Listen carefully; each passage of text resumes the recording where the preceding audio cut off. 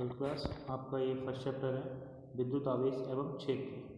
ठीक है, तो ये हमारा फर्स्ट यूनिट का ही भाग है। इसकी पीडीएफ मैंने आपको पहले ही प्रोवाइड करा दी है। किसी कारणवश वीडियो नहीं बना पाया तो आज ये वीडियो टॉपिक आपके क्लियर हो जाएंगे। तो विद्युत आवेश एवं क्षेत्र फर्स्ट चैप्टर, ये हमारा फर्स्ट यूनिट का ही भाग है। तो फर्स्ट यूनिट है हमारी इलेक्ट्रोस्टैटिक। ठीक है, इलेक्ट्रोस्टैटिक। तो इलेक्ट्रोस्टैटिक के बारे में थोड़ा बहुत जानते हैं। तो इलेक्ट्रोस्टैटिक दो शब्दों से मिलकर बना हुआ है, इलेक्ट्रो और स्टैटिक। इलेक्ट्रो का अर्थ होता है आवेश और स्टैटिक का अर्थ होता है स्थिर, यानी स्थिर आवेश के बारे में अध्ययन करना। ठीक है, तो परिभाषा इसकी क्या बनेगी? विज्ञान की वह शाखा जिसके अंतर्गत स्थिर आवेशों का अध्ययन किया जाता है स्थिर वैद्युतिकी कहलाता है या कहलाती है। ठीक है, अब हम अपने चैप्टर की तरफ बढ़ते हैं। विद्युत आवेश एवं क्षेत्र, इलेक्ट्रिक चार्ज एंड फील्ड। ठीक है, तो फर्स्ट में हम पढ़ेंगे इलेक्ट्रिक चार्ज यानी विद्युत आवेश के बारे में पढ़ेंगे। तो विद्युत आवेश क्या होता है? इलेक्ट्रिक चार्ज विद्युत आवेश पदार्थ का वह गुण है जिसकी उपस्थिति में वह पदार्थ किसी अन्य वस्तु पर बल का अनुभव कराता है। ठीक है, दूसरी भाषा में कहें तो विद्युत आवेश किसी भी पदार्थ या किसी भी ऑब्जेक्ट में उपस्थित असंतुलित विद्युत की मात्रा है। असंतुलित विद्युत की मात्रा क्या होगी? जैसे मतलब या तो उसका मान +1 कूलाम होगा या +2 कूलाम होगा आवेश का मान, या +3 कूलाम होगा, या -4 होगा, या -5 होगा। इस टाइप से असंतुलित होगा। अगर वह संतुलित होगा तो वह वस्तु कैसी हो जाएगी? उदासीन हो जाएगी, यानी वो आवेशित ही नहीं रहेगी। तो मैंने कहने का मतलब है कि वह असंतुलित विद्युत की मात्रा। ठीक है, एग्जाम्पल से समझते हैं। यदि किसी आवेशित छड़ को कागज के टुकड़ों के पास लाया जाता है तो कागज के टुकड़े उस छड़ के चिपक जाते हैं, जबकि बिना आवेशित छड़ के नहीं चिपकते हैं। ठीक है, तो यानी अगर बिना आवेशित छड़ के नहीं चिपकते हैं तो आवेशित नहीं है, यानी उसमें आवेश नहीं है। और जो आवेशित छड़ के कागज के टुकड़े पास जाने हैं वो और कागज के टुकड़े उस पर चिपक जाते हैं, यानी उस पर आवेश कुछ है, यानी वो असंतुलित विद्युत की मात्रा उसमें उपस्थित है। ठीक है, आगे चलते हैं। आवेश हमारे दो प्रकार का होता है, धनावेश और ऋणावेश। धनावेश और ऋणावेश। धनावेश कहें तो पॉजिटिव चार्ज और ऋणावेश कहें तो निगेटिव चार्ज। ये हो गया यानी प्रोटॉन। ठीक है, और ये हो गया हमारा इलेक्ट्रॉन। ठीक है, ये हमारा हो गया प्रोटॉन और ये हमारा हो गया इलेक्ट्रॉन। ठीक है,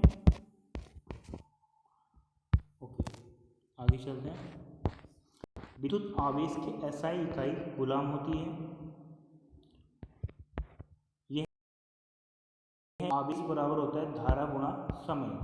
ठीक है, आवेश का सूत्र क्या होता है? यहाँ से I बराबर हमें क्या मिल जाएगा? Q/T। यहाँ से अगर हम धारा की परिभाषा बनाएं तो क्या बनेगी? प्रति एकांक समय में बहने वाला आवेश क्या कहलाती है? धारा कहलाती है। प्रति एकांक समय में बहने वाले आवेश को हम क्या बोलते हैं? धारा कहते हैं। ठीक है, Q बराबर IT हो गया, जहाँ I क्या है? धारा है, Q क्या है? आवेश है, और T क्या है? समय। ठीक है, तो एक एग्जाम्पल है यहाँ पे, हम उसको करके देखते हैं। एग्जाम्पल क्या है? यदि किसी तार में 4 कूलाम आवेश 2 सेकंड के लिए बहता है तो धारा का मान ज्ञात करें। ठीक है, तो हम जानते हैं कि Q बराबर IT होता है। ओके, Q बराबर क्या है? IT है। I बराबर हमें धारा का मान ज्ञात करना है, यानी I का मान ज्ञात करना है। तो T यहाँ पे गुणा में है तो इधर क्या जाएगा? भाग में आ जाएगा, Q/T हो जाएगा। Q का मान हमें दिया है 4 कूलाम, T का मान कितना दिया है? 2 सेकंड, तो 4/2। 2 से 4 को भाग के कितना आया? 2। और धारा किस में नापते हैं? एम्पियर में, यानी क्या हो गया? 2 एम्पियर। ठीक है, धारा किस में नापते हैं? एम्पियर में। ओके, एग्जाम्पल 2 देखते हैं। विद्युत आवेश का विमीय सूत्र लिखिए। तो विद्युत आवेश का विमीय सूत्र लिखने के लिए हम जानते हैं Q बराबर IT होता है, जहाँ I क्या है? धारा हो गई, और T क्या हो गया? समय। तो I का विमीय सूत्र होता है एम्पियर, और T का क्या होता है? टाइम, यानी T। ठीक है, तो आप विद्युत आवेश का विमीय सूत्र क्या हो गया? AT। विद्युत आवेश का विमीय सूत्र क्या हो गया? AT, क्योंकि धारा जो I होती है उसको हम नामते हैं एम्पियर, और T हो गया टाइम, यानी विद्युत आवेश का विमीय सूत्र क्या बन गया? AT। ठीक है, आगे चलते हैं। आवेशन की कुछ विधियां हैं। पहली विधि है हमारी घर्षण द्वारा आवेशन। आवेशन की कुछ विधियां हैं। पहली विधि है हमारी घर्षण द्वारा आवेशन। घर्षण द्वारा आवेशन कैसे होता है? आवेशन की इस विधि में दो पदार्थों को आपस में रगड़कर दूर दूर ले जाते हैं, जिससे दोनों पदार्थों पे अलग अलग प्रकृति तथा समान परिमाण, अलग अलग प्रकृति का कैसे, जैसे एक पे निगेटिव आएगा और एक पे पॉजिटिव आएगा, और समान परिमाण यानी उनका मान समान होगा, आवेश उत्पन्न हो जाता है।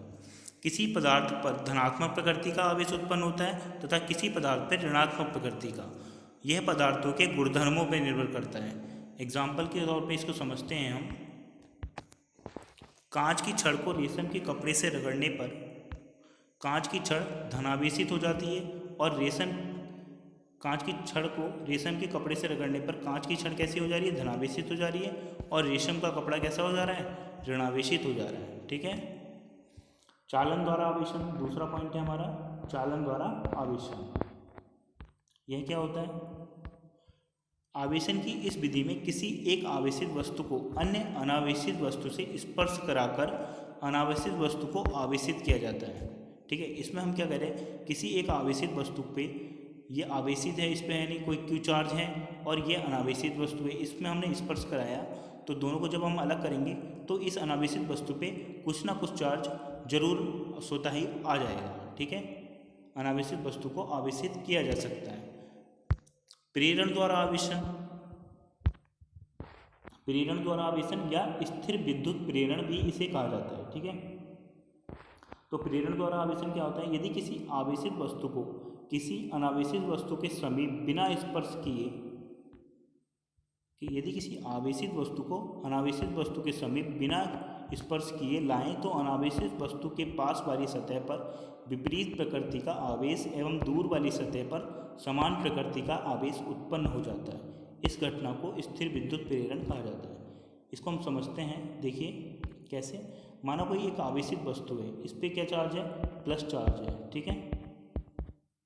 जैसे कि चित्र में दिखाया गया है, मैं आपको यहीं पे समझा देता हूँ। जैसा कि देखो, ये एक आवेशित वस्तु है जिस पे एक प्लस चार्ज है, वितरित है। एक ये अनावेशित वस्तु है। अनावेशित मतलब कहेंगे जैसे उदासीन वस्तु है। ठीक है। तो इसको जब हम इसके पास में ला रहे हैं तो इसकी जो पास वाली सतह है, ये वाली, इस पर कैसा चार्ज आ जा रहा है? नेगेटिव चार्ज आ जा रहा है। और इसके दूसरी सतह, इस पर स्वतः ही कैसा चार्ज आ जा रहा है? पॉजिटिव चार्ज आ जा रहा है। तो इस घटना को हम क्या कहते हैं? स्थिर विद्युत प्रेरण कहा जाता है। इस नियम के अनुसार किसी अनावेशित वस्तु को किसी आवेशित वस्तु के संपर्क में लाने पर, बिना स्पर्श किए पास में रखने पर, उसकी एक सतह पर विपरीत प्रकृति का आवेश उत्पन्न हो जाता है, और दूसरे सिरे पे समान प्रकृति का आवेश उत्पन्न हो जाता है। ठीक है। आगे बढ़ते हैं इसमें। एग्जाम्पल के तौर पे एक गोले को प्रेरण द्वारा धनावेशित कैसे कर सकते हैं? क्वेश्चन है हमारा, एक गोले को प्रेरण द्वारा धनावेशित कैसे कर सकते हैं? गोले को प्रेरण द्वारा आवेशित करने की विधि भी बताइए या। तो स्टेप देखिए, इसमें फर्स्ट क्या है? गोले को धनावेशित करना है, इसलिए हम सर्वप्रथम विपरीत आवेश ऋणावेशित वस्तु गोले के पास लाएंगे। यानी अगर हमें इसको धनावेशित करना है तो हम कैसे आवेशित वो लेंगे, कैसा आवेशित रॉड लेंगे? ऋणावेशित। आवेशित कहने का मतलब है वो केवल आवेशित हो, या तो वो धनात्मक हो या ऋणावेशित हो, लेकिन हमें गोले को करना है धनावेशित, तो हम लेंगे ऋणावेशित छड़ या ऋणावेशित रॉड, और गोला लेंगे, एक अनावेशित गोला लेंगे। ठीक है। तो हम जब इसको संपर्क में लाएंगे, जैसे ही हम ऋणावेशित छड़ को अनावेशित गोले के पास ले जाएंगे, वैसे ही प्रेरण नियम के अनुसार गोले की पास वाली सतह पे कैसा आवेश आ जाएगा? धनावेश आ जाएगा। अभी हमने पढ़ा था थोड़ी देर पहले कि पास वाली सतह पे कैसा चार्ज आ जाएगा? धनावेश आ जाएगा। ठीक है। पास वाली सतह पे कैसा चार्ज आएगा? धनावेश आ जाएगा, और द्वितीय सतह पे कैसा आ जाएगा? ऋणावेश आ जाएगा। अब चूंकि हमें गोले को कैसा करना है? धनावेशित करना है, तो धनावेशित करने के लिए ऋणावेशित चार्ज हटना चाहिए। तो ऋणावेशित चार्ज को हटाने के लिए हम क्या करेंगे? इस गोले को कैसा कर देंगे? भूसंपर्कित कर देंगे। ठीक है। इस गोले को क्या कर देंगे? हम भूसंपर्कित कर देंगे। देखो हमने कर दिया भूसंपर्कित। भूसंपर्कित करने से इसका जो निगेटिव चार्ज है, इसका जो माइनस वाला चार्ज था, वो हमारा क्या चला गया? भूमि में चला गया। अब ये गोला कैसा हो गया? धनात्मक हो गया। अब हमारा गोला धनावेशित हो चुका है, अतः अब हम भूसंपर्कित हटा लेंगे और ऋणावेशित क्षण को भी दूर ले लेंगे। ठीक है, अब गोला हमारा कैसा हो गया, धनावेशित हो गया। भूसंपर्कित करने से इसका जो नेगेटिव चार्ज था वो भूमि में चला गया, अब ये गोला कैसा हो गया, धनावेशित हो गया। ओके, आगे चलते हैं। वैद्युत आवेश के प्रकार। वैद्युत आवेश मैंने बताया दो प्रकार का होता है, कौन कौन से, धनावेश होता है और एक होता है ऋणावेश। धनावेश के बारे में क्या होता है, किसी वस्तु पे धनावेश उसकी सामान्य अवस्था से इलेक्ट्रॉनों की कमी को प्रदर्शित करता है। ठीक है, और ऋणावेश इसका जस्ट अपोजिट होता है, किसी वस्तु पे ऋणावेश उसकी सामान्य अवस्था से इलेक्ट्रॉनों की अधिकता को प्रदर्शित करता है। ठीक है, ओके, आगे चलते हैं। एक नोट है, इसको देख लेते हैं। सजातीय समान प्रकृति के आवेशों में हमेशा क्या होता है, प्रतिकर्षण होता है। हमेशा ध्यान रखना, कोई भी अगर प्लस क्यू आवेश हैं तो उनमें क्या होगा, प्रतिकर्षण होगा। ठीक है, क्योंकि समान आवेश एक दूसरे को प्रतिकर्षित करते हैं। क्या करते हैं, प्रतिकर्षित करते हैं। ठीक है, और विपरीत आवेश अगर हैं तो एक दूसरे को क्या करेंगे, आकर्षण करेंगे। ठीक है, आकर्षित करेंगे। ठीक है, आगे चलते हैं। विद्युत आवेश के मूलभूत गुण हैं कुछ, तो इसके गुण क्या हैं वो हम पढ़ लेते हैं। पहला है आवेशों की योजिता। आवेश द्रव्यमान की भांति अदिश राशि है। विभिन्न प्रकार के आवेशों को एक साथ जोड़ने के लिए बीजगणितीय योग किया जाता है। एग्जाम्पल के तौर पे हम इसको समझते हैं। माना किसी निकाय में आवेश के अनुसार -2 microcoulomb plus 2 microcoulomb plus 4 microcoulomb उपस्थित है, तो निकाय का कुल आवेश बताओ। ठीक है, तो इसको हम साइन सहित बीजगणितीय योग द्वारा जोड़ेंगे, जैसे हम संख्याओं को जोड़ते हैं। ठीक है, वैसे हम इसको जोड़ेंगे। तो हम क्या करेंगे कि हम जानते हैं कि आवेशों का बीजगणितीय चिन्ह के साथ बीजगणितीय योग होता है। ठीक है, तो हम इसको कैसे जोड़ते हैं, देखो माना Q, कुल आवेश Q बराबर -2 माइक्रोकुलाम, पहला हमने लिया -2 microcoulomb plus 2 microcoulomb plus 4 microcoulomb. ठीक है, -2 का -2 रहा, प्लस और प्लस प्लस हो गया, प्लस और प्लस प्लस हो गया। ठीक है, यानी 2 microcoulomb plus plus 2 microcoulomb plus plus 4 microcoulomb. अब प्लस वाले कितने हैं, 4 और 2 6 हैं, और 2 किसका है, माइनस का है। या ऐसे मान लीजिए ये 2 माइनस का 2 माइक्रोकुलाम और ये प्लस का 2 माइक्रोकुलाम क्या हो गए, कट गए, तो क्या बचा सीधे 4 माइक्रोकुलाम, यानी कुल आवेश कितना आ गया, 4 माइक्रोकुलाम। ठीक है, अब है दूसरा नियम, आवेश संरक्षण। आवेश संरक्षण में क्या होता है, प्रकृति में पाए जाने वाला कुल आवेश हमेशा संरक्षित रहता है। यानी ये हमने 11वीं में संवेग संरक्षण का नियम पढ़ा था, तो वैसे ही ये है एक आवेश संरक्षण का नियम। अर्थात आवेश को ना तो उत्पन्न किया जा सकता है और ना ही नष्ट किया जा सकता है, इसे केवल एक वस्तु से दूसरे वस्तु में स्थानांतरित किया जा सकता है। ठीक है, प्रकृति में पाए जाने वाला कुल आवेश क्या होता है, हमेशा संरक्षित रहता है और आवेश को ना तो उत्पन्न कर सकते हैं और ना ही नष्ट कर सकते हैं, इसे केवल एक वस्तु से दूसरे वस्तु में स्थानांतरित किया जा सकता है। आवेशों का क्वांटमीकरण। आवेशों का क्वांटमीकरण से क्या तात्पर्य है, किसी आवेशित वस्तु पर आवेश एक न्यूनतम आवेश E के पूर्ण गुणक के रूप में ही हो सकता है, अर्थात आवेश को अनिश्चित रूप से विभाजित नहीं किया जा सकता। इसका मतलब है कि कोई भी जैसे किसी वस्तु पे आवेश है वो पॉइंट में नहीं होगा, यानी जैसे NE के रूप में ही होगा, यानी N का मान जो है वो 1 2 3 4 के बीच में ही लाई करेगा, और E क्या हो गया, जितना इलेक्ट्रॉन पे आवेश होता है। ठीक है, Q बराबर NE के रूप में होगा हमेशा, और प्लस माइनस इसलिए लगाया कि अगर E इलेक्ट्रॉन हुआ तो E, और अगर प्लस E हुआ तो प्रोटॉन का आवेश यानी प्लस धनात्मक होगा। ठीक है, और N का मान क्या होगा, 0 1 2 3, यानी नेचुरल नंबर को ही लाई करेगा। ठीक है, यहाँ दशमलव नहीं आएगा, इसके मानों में कोई भी दशमलव मान नहीं आएगा। इसको एक एग्जाम्पल के तौर पे समझते हैं। प्रकृति में निम्न में कौन सा आवेश संभव है, मैंने कहा था कि अपॉन वाला नहीं होगा, जैसे 1/2 E नहीं होगा। ठीक है, 3/4 ये भी नहीं होगा, और ये कितना है 7/8 A ये भी नहीं होगा, तो क्या होगा 4E होगा। ठीक है, जहाँ N का मान क्या होगा 1 2 3 होगा, 0 1 2 3, तो हमारा कौन सा सही है, 4E सही है इसमें। ठीक है, आवेश के क्वांटिमीकरण के अनुसार हम जानते हैं कि आवेश हमेशा E का पूर्ण गुणज होता है, अर्थात 4E आवेश संभव है। ठीक है, ये हमारा इसका आंसर हो गया, 4E आवेश संभव है। एग्जाम्पल 2 देखते हैं, एक कूलाम आवेश में कितने इलेक्ट्रॉन प्रोटॉन हो सकते हैं। तो हम देखते हैं, हम जानते हैं Q बराबर N ही होता है, इलेक्ट्रॉन और प्रोटॉनों की संख्या हमें ज्ञात करनी है, यानी N हमें ज्ञात करना है। तो Q अपॉन क्या हो गया, E में आ गया, क्योंकि हमें N ज्ञात करना है ना, तो E इसके अपॉन में आ जाएगा, E इसके अपॉन में आ गया। अब एक कूलाम आवेश में बोल रहा है, यानी Q का मान तो हमें दे रखा है, कितना है, एक कूलाम, और E यानी इलेक्ट्रॉन या प्रोटॉन पे आवेश कितना होता है, 1.67 इंटू 10⁻⁹ कूलाम, ठीक है, 1.6 इंटू 10⁻⁹ कूलाम, ये एक इलेक्ट्रॉन या प्रोटॉन पर आवेश होता है। तो अब देखिए यहाँ पे 10⁻⁻19 यहाँ पे अपॉन में है, तो ये अपॉन में है तो ऊपर जाएगा तो क्या हो जाएगा, प्लस में हो जाएगा, ठीक है, यानी ये अभी इसके बटे में है, तो जब ये ऊपर जाएगी तो ये घात प्लस में हो जाती है, 10⁻19 हो गई और 1.67 हो गया, ठीक है। अब 10⁻19 में से एक 10 में अगर ले लूँ और यहाँ पे 10⁻18 लिख सकता हूँ। अब 10 को मैंने 1.67 से भाग किया तो कितना आया, 6.25 इंटू 10⁻18, यानी इलेक्ट्रॉन की संख्या कितनी आ गई, n बराबर कितना आ गया, 6.25 इंटू 10⁻18, यानी एक कूलाम आवेश में कितने इलेक्ट्रॉन हो सकते हैं, इतने इलेक्ट्रॉन या प्रोटॉन हो सकते हैं। अगर इसका मान पॉजिटिव है तो प्रोटॉन होगी, अगर इसका मान निगेटिव आ रहा है तो ये क्या होगा, इलेक्ट्रॉन होगा, ठीक है, इलेक्ट्रॉनों की संख्या होगी। इसमें इसको भाग करके देख लेना आप। एग्जाम्पल 7 देखते हैं,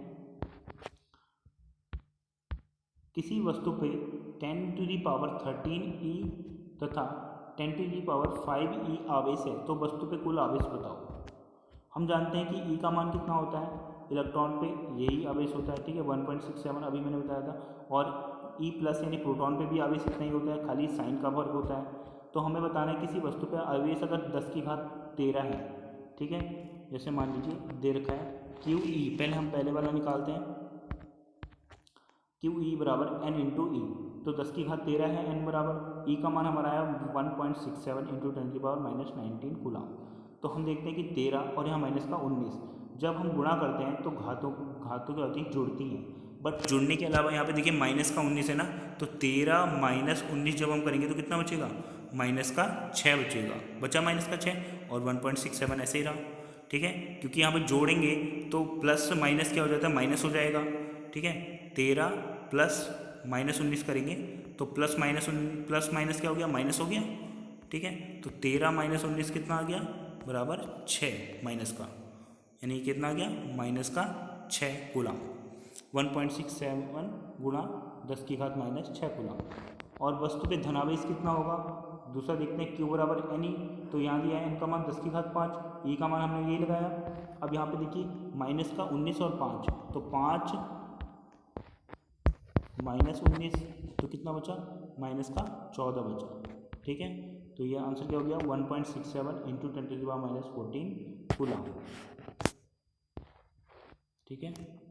अतः चूंकि हम जानते हैं कि आवेशों का हम हमेशा बीजगणितीय योग होता है, अतः Q कुल आवेश बराबर QE प्लस और प्लस QE माइनस, यानी 1.67 10⁻14 और माइनस 1.67 इंटू 10⁻⁻6, ठीक है, तो 1.6 दोनों में कॉमन है, तो यानी 1.6 कॉमन आ गया, और 10⁻⁻16 माइनस 10⁻⁻14, ठीक है। अब इन दोनों में से कॉमन क्या ले सकते हैं हम, या तो आप इतना भी लिख सकते हो, या इन दोनों में से 10⁻⁻6 आप कॉमन भी ले सकते हो। तो जब हमने इसको कॉमन निकाल लिया, किसको कॉमन निकाला है, 10⁻⁻6 को, तो यहाँ तो बचेगा 1, और इसमें से -6 पावर कम कर दो तो 14 में से 6 कम हो गया, कितना बचा, माइनस का 8, 1.67 10⁻⁻6 कॉमन लिया, यहाँ बचा 1, यहाँ बचा 14 में से 6 कम कर दिया, कितना बचा, माइनस का 8, ठीक है, समझ में आया। तो यानी कुल आवेश कितना आ गया, इतना आ गया, कुल आवेश कितना आ गया, 1.67 10⁻⁻6 कोष्टक 1 माइनस 10⁻8 कूलाम, ओके। आगे चलते हैं, एक आवेशित चालक पर 4000 इलेक्ट्रॉन बाहुल्य में है, तो वस्तु पे उपस्थित आवेश तथा इसकी प्रकृति बताइए, ठीक है। तो हम देखते हैं कि N बराबर हमें क्या दिया है, 4000 इलेक्ट्रॉन दिए हैं, ठीक है, इलेक्ट्रॉनों की संख्या कितनी हो गई, किसी चालक पे हमें आवेश दिया, आवेशित चालक पर इतने इलेक्ट्रॉन हैं, इतने आवेशित हैं, ठीक है, 4000 E माइनस है यानी इलेक्ट्रॉन हो गया। ठीक है, Q बराबर हमें ज्ञात करना है। ओके, 4000 हमें दिए इलेक्ट्रॉनों की संख्या, E माइनस दिया है, हमें निकालना है Q का मान। देखिए N का मान दिया है हमें 4000 E माइनस और Q का मान हमें ज्ञात करना है। तो हम जानते हैं कि एक इलेक्ट्रॉन पे आवेश कितना होता है 1.67 × 10⁻⁻19 कूलम। ठीक है, माइनस में होता है और हमें निकालना है Q का मान। तो Q बराबर होता है सूत्र Ne। N का मान हमें दिया है 4000, E का मान हम निकाल देंगे 1.67 × 10⁻19 कूलम। ठीक है, अब क्या करते हैं, Q बराबर 4000 गुणा हमने मान लगा दिया। अब 3 जीरो यहाँ पर है और यहाँ पर है माइनस का 19, तो ये 19 में से 3 जीरो कम कर दो, कितना बचा 16 बचा, और इसकी हम गुणा कर लेंगे। तो हम 2 स्थान तक गुणा करते हैं। देखो सीधे 16 से 4 की गुणा करते हैं, 16 चक्को कितना हो गया 64।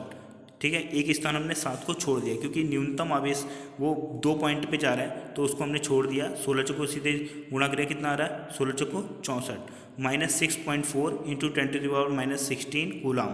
यानी प्रकृति कैसी होगी उसकी, ऋणावेशित होगी। यानी इसका आंसर कितना आ रहा है, माइनस में आ रहा है ना, इतना आवेश है उस पर और आ रहा है माइनस में, तो उसकी प्रकृति भी हमें क्वेश्चन में पूछी गई थी, प्रकृति भी बताइए। तो प्रकृति कैसी होगी उसकी, ऋणात्मक प्रकृति का आवेश होगा। ठीक है, अब हम अपने मोस्ट इंपॉर्टेंट टॉपिक पे आ जाते हैं इस चैप्टर के, कूलाम का नियम। ठीक है, तो कूलाम्स लॉ क्या होता है इसके बारे में हम थोड़ा जानते हैं। कूलाम्स लॉ क्या होता है, जैसे किन्हीं भी दो स्थिर आवेशों के किन्हीं भी दो बिंदु आवेशों के मध्य सदैव आकर्षण एवं प्रतिकर्षण बल कार्य करता है, ये कूलाम्स लॉ कहता है। अब इसका गणितीय रूप क्या होता है वो हम जानते हैं। ठीक है, मान लीजिए किन्हीं भी दो स्थिर आवेश हैं, किन्हीं भी दो बिंदु आवेश हैं Q1 और Q2, ठीक है, जिनके बीच की दूरी क्या है r है। तो इनके बीच लगने वाला कूलाम बल उन दोनों आवेशों के गुणनफल के समानुपाती होगा। ठीक है, और उन दोनों आवेशों के मध्य बीच की दूरी r के वर्ग के व्युत्क्रमानुपाती होगा, r के व्युत्क्रमानुपाती होगा। ठीक है, उन आवेशों के गुणनफल के समानुपाती होगा और उन दोनों बीच की दूरी उन दोनों आवेशों के बीच की दूरी के वर्ग के व्युत्क्रमानुपाती होगा। अब इन दोनों समीकरणों को अगर हम जोड़ लें तो हमारा समीकरण 1 व 2 को जोड़ लें तो हमारे क्या बनेगा, F समानुपाती Q1 Q2 upon R square. ठीक है, जहाँ समानुपाती का चिन्ह अगर हम हटाएं तो हमारा एक नियतांक आता है K। क्या नियतांक आता है, F कूलाम बराबर K Q1 Q2 upon R square, जहाँ K क्या है, एक नियतांक है जिसका SI पद्धति में मान होता है 9 × 10⁹ न्यूटन मीटर स्क्वायर प्रति कूलाम। ठीक है, जिसका SI पद्धति में मान कितना होता है 9 × 10⁹ न्यूटन मीटर स्क्वायर प्रति कूलाम स्क्वायर। ओके, आगे बढ़ते हैं। तो K का मान हमारा मिल गया 1/4πε0, जहाँ ε0 क्या होती है, निर्वात की विद्युतशीलता, जहाँ ε0 क्या होती है, निर्वात की विद्युतशीलता, और ε0 का मान होता है 8.854 × 10⁻⁻12 कूलाम स्क्वायर प्रति न्यूटन मीटर स्क्वायर। ठीक है, इसका पूरा मान होता है 8.854 × 10⁻⁻12। ओके, तो यदि कोई εr माध्यम उपस्थित हो, यानी अगर निर्वात की जगह कोई और माध्यम उपस्थित हो, कहने का मतलब यह है कि अगर निर्वात ना हो या वायु ना हो तो कोई और माध्यम उपस्थित हो, तो हम एप्साइलन की जगह एप्साइलन × εr लगा सकते हैं। ठीक है, यानी हम यहाँ पे एप्साइलन की जगह क्या लगा सकते हैं, एप्साइलन r लगा सकते हैं। ओके,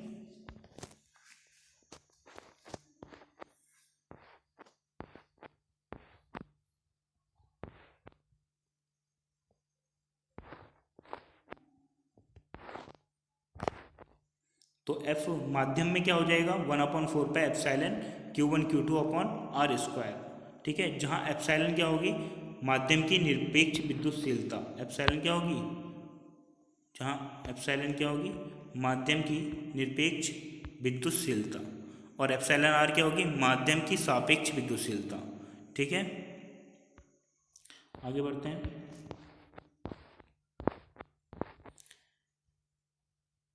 निर्वात में कूलाम बल हमारा कितना आ रहा था, F निर्वात 1/4πε × Q1 Q2 upon R square. और एफ माध्यम में हमारा कितना आ रहा था, एफ माध्यम में आ रहा है हमारा 1/4 Q1 Q2 upon R square. तो एफ माध्यम बराबर हम लिख सकते हैं एफ निर्वात अपॉन एफ निर्वात में हमारा आ रहा था ये वाला, और एफ माध्यम में आ रहा है हमारा एप्सिलॉन आर, अपॉन में आ रहा है ना खाली। देखो यहाँ पे एफ माध्यम में हमारा कितना आ रहा है, एप्सिलॉन इंटू एप्सिलॉन आर आ रहा है। तो हम यहाँ पे क्या कर सकते हैं कि एफ माध्यम बराबर एफ निर्वात अपॉन एप्सिलॉन आर से डिवाइड भी कर सकते हैं। ओके, तो यहाँ पे हो गया हमारा एफ माध्यम बराबर एफ निर्वात अपॉन एप्सिलॉन आर। ठीक है, माध्यम में कूलाम बल एप्सिलॉन आर गुणा कम हो जाता है। ठीक है, ये कुछ हमें इनके मान दे रखे हैं, माध्यम बता रखा है और उनके एप्सिलॉन के मान बता रखे हैं, यानी जो विद्युतशीलता है उसका मान बता रखा है। हवा और निर्वात के लिए विद्युतशीलता का मान हमेशा 1 होता है और अभ्रक के लिए इसका मान 6 होता है, पानी के लिए इसका मान 80 होता है और धातु के लिए हमेशा इसका इनफाइनाइट होता है। ठीक है, धातु के लिए इसका मान हमेशा क्या होता है, अनंत होता है। तो अनंत से किसी भी चीज़ को भाग करेंगे तो वो पद क्या बन जाता है, 0 बन जाता है। तो आगे चलते हैं हम इसमें एग्जाम्पल देखते हैं। यदि दो समान कूलाम आवेश एक दूसरे से 1 मीटर की दूरी पर स्थित हों तो ज्ञात करो निर्वात में कूलाम बल, निर्वात में कूलाम बल, पानी में कूलाम बल और धातु में कूलाम बल। तो हम निकाल रहे हैं पहले निर्वात में। निर्वात के लिए सूत्र क्या बनेगा, 1/4 epsilon nought into Q1 Q2 upon R square. इसको हम पढ़ते हैं एप्सिलॉन नॉट बराबर के into Q1 Q2 upon R square भी बोल सकता हूँ इसको मैं। ठीक है, के का मान हमें दे रखा है 1, के का मान कितना दे रखा है 1, और 1/4 पाई एप्सिलॉन नॉट का मान कितना हो गया 8.854 इंटू 10⁻⁻12 मल्टीप्लाई, इसी में मान लगा दिया हमने। ठीक है, ये क्वेश्चन हमने हटा दिया है। तो देखो इसमें हमने मान लगाया कि 1/4 पाई एप्सिलॉन का मान लगाया इंटू Q1 Q2 हमारा एक कूलाम है, 2 समान आवेश हैं, 1 × 1, बीच की दूरी कितनी है 1 मीटर है, यानी 1 स्क्वायर हो गया। अगर दूरी सेंटीमीटर में दी होती तो हम इसको मीटर में चेंज करते। ठीक है, आगे बढ़ते हैं। अब देखिए यहाँ पे 10 की घात कितना हो गया 12, ये 10 की घात 12 यहाँ नीचे माइनस में था ना, ये ऊपर चला गया प्लस में हो गया, और गुणा 7, ये 7 कहाँ से आया, पाई का मान लगाया हमने। ठीक है, पाई का मान हमारा कितना होता है 22/7 होता है। अब पाई का मान जब हम लगाएंगे तो 22/7, तो 7 भी यहाँ भाग में नीचे है ना, तो ऊपर किस में चला जाएगा, गुणा में चला जाएगा। ठीक है, तो 10 की घात 12 गुणा 7/4 गुणा 22 गुणा 8.85। इसको हमने सॉल्व किया तो हमारा एफ निर्वात का मान आया 9 × 10 की घात 9 न्यूटन, 9 × 10 की घात 9 न्यूटन, यानी एफ निर्वात में बल कितना लगता है 9 × 10 की घात 9 न्यूटन। ठीक है, हमारे यहाँ पे अभी मान निकाला भी था 1/4 पाई एप्सिलॉन नॉट, के का मान कितना होता है 9 × 10 की घात 9 न्यूटन मीटर स्क्वायर, के का मान निकाला था। तो एफ निर्वात में हमेशा बल लगता है हमारा 9 × 10 की घात 9। अब हम दूसरे क्वेश्चन में चलते हैं। पानी में कूलाम बल कितना लगेगा, तो पानी में कूलाम बल कितना लगेगा हम कैसे जानेंगे, एफ माध्यम के लिए हम सूत्र लगाएंगे। एफ माध्यम का सूत्र होता है एफ निर्वात अपॉन एप्सिलॉन आर। चूँकि एप्सिलॉन आर हमें दे रखा कितना है 80, एफ निर्वात के लिए बल कितना लगा था 9 × 10 की घात 9 लगा था, अभी हमने निकाला, और बटे आ गया कितना 80, 80 से अब इसको हम भाग करेंगे तो कितना आएगा 1.1 इंटू 10⁸8 न्यूटन। ठीक है, 9 को अगर 80 से हम भाग कर लें,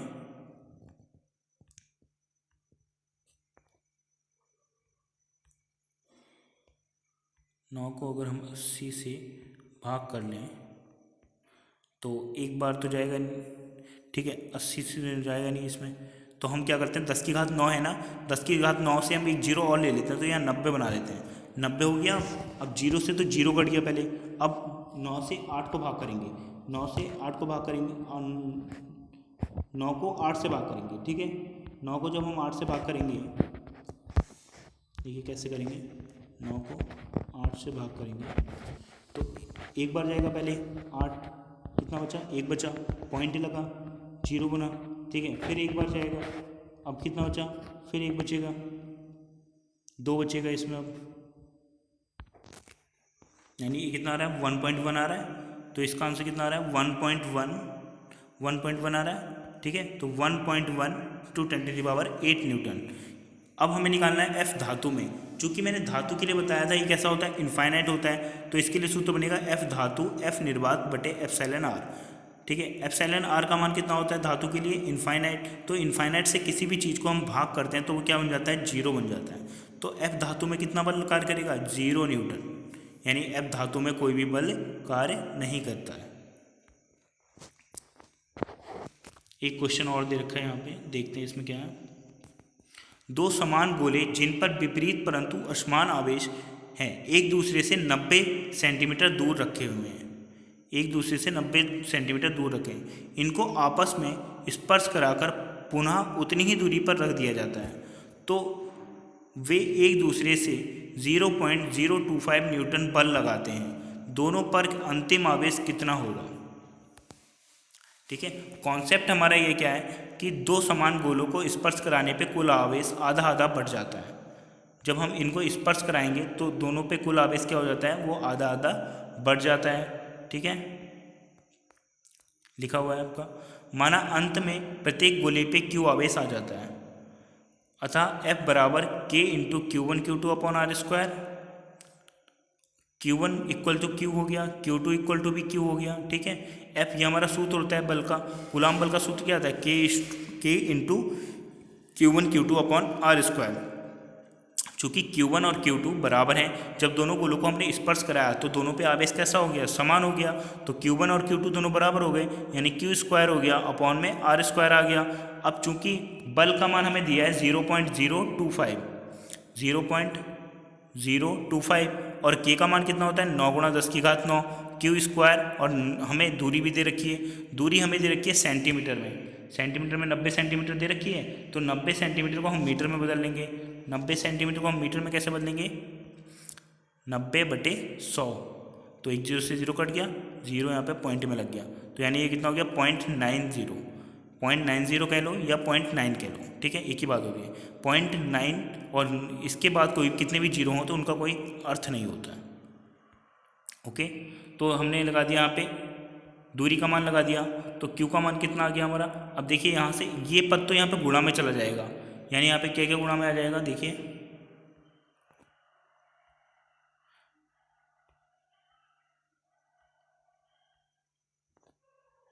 इसको अभी सॉल्व करते हैं। यहाँ पे 0.025 मल्टीप्लाई 0.90 दो बार है ना, वर्ग है उसका, तो ये भाग में था, यहाँ गुणा में आ गया, बटे में कितना हो गया 9 गुणा 10 की घात 9।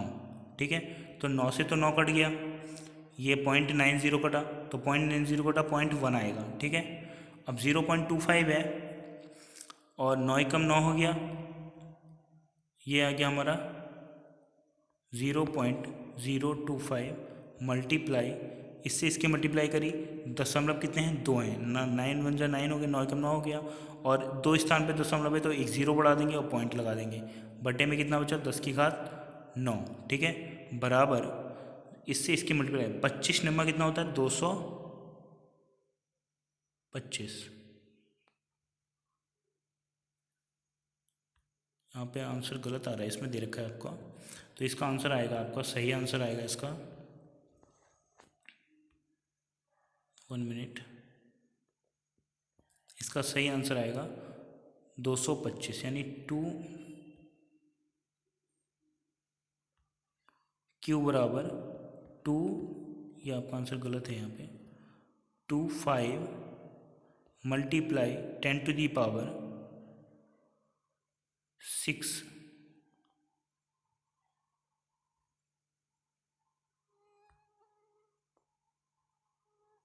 10 to the power 6 coulomb. Okay, ठीक है, आज के लिए इतना ही, आप इतना पढ़िए पहले, फिर कल और इसके जो टॉपिक मैं क्लियर करूँगा। ठीक है।